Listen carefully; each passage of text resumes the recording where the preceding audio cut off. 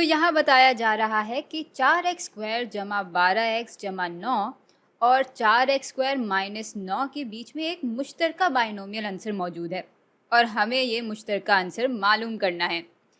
तो इस सवाल को हल करने के लिए हम दोनों ही एक्सप्रेशंस को फैक्टर कर लेंगे। चलें इससे शुरू करते हैं। तो ये मुझे बाइनोमियल की परफेक्ट स्क्वायर के पैटर्न पे उतरता हुआ नज़र आ रहा है। ज़रा देख लेते हैं कि ऐसी कोई चीज़ हो भी रही है यहाँ पे या नहीं। तो 4x² को हम 2x के होल स्क्वायर की सूरत में भी लिख सकते हैं और इस 9 को हम 3 के स्क्वायर की सूरत में भी लिख सकते हैं और पैटर्न के मुताबिक फिर बीच वाली टर्म को बराबर होना चाहिए 2 ज़रब 2x ज़रब 3 के। इसको हल करेंगे तो हमें 12x मिलेगा और यहाँ भी 12x ही है। तो भाई इसलिए ये एक्सप्रेशन पूरी तरह से बाइनोमियल के परफेक्ट स्क्वायर के पैटर्न पे उतर रहा है और फिर हम इस एक्सप्रेशन को फैक्टर करके 2x जमा 3 के होल स्क्वायर की शक्ल में ले आएंगे।